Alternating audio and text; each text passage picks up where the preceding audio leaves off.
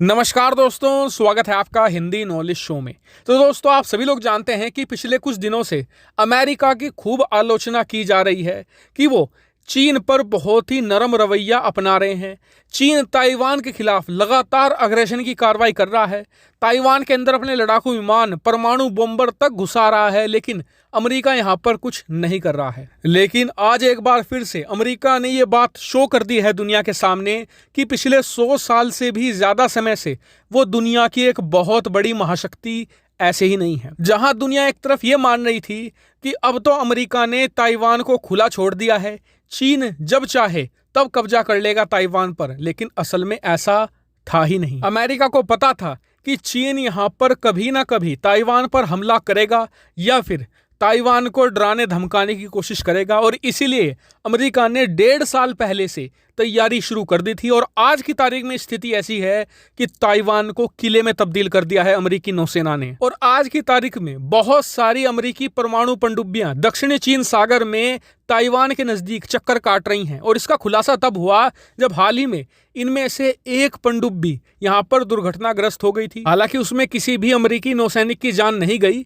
बस उसमें कुछ लोग घायल हुए हैं और पनडुब्बी को भी जल्द सही कर लिया जाएगा।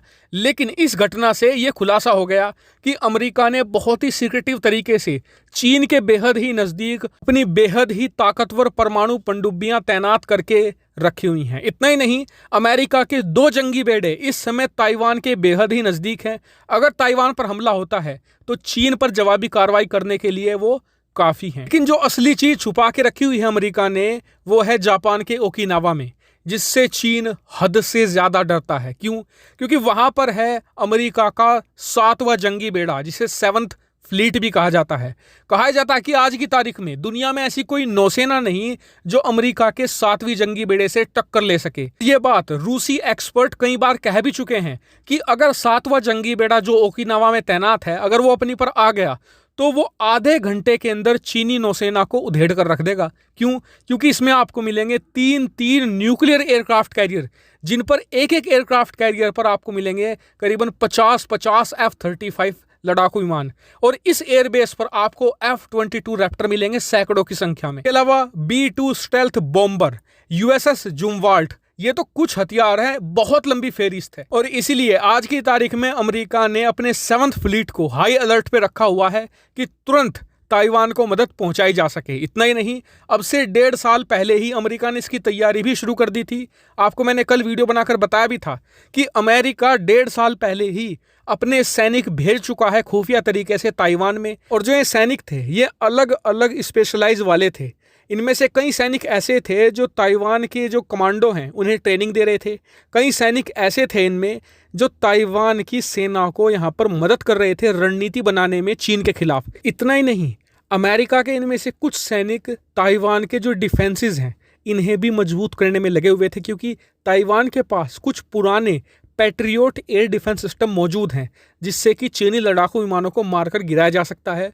तो उन्हें भी दुरुस्त कर दिया है अमेरिका ने पिछले 1.5 साल के अंदर। और अमेरिका ने ये सब किया है बहुत ही गुप्त तरीके से, क्योंकि अमेरिका को ये बात का अनुभव है कि युद्ध में आप अपने दुश्मन को जितना ज्यादा सरप्राइज करेंगे, आप उतनी ही जल्दी युद्ध को पलट देंगे। यकीन मानिए, ये बात तो अब भी गुप्त ही रहती, लेकिन अब से कुछ 3-4 दिन पहले एक ताइवानी ऑफिशियल ने चीन को डराने के लिए ये कह दिया कि अमेरिकी सैनिक तो हमारी मदद कर रहे हैं, और इस बात का भंडाफोड़ हो गया। इसके बाद अमेरिकी मीडिया ने इसे छाप दिया। फिर अमेरिका को भी इस बात को एक्सेप्ट करना पड़ा कि जी हमारे सैनिक वहां पर मौजूद है, वरना ये बात तो किसी को पता भी ना चलती, तो चीन अंधेरे में ही रहता।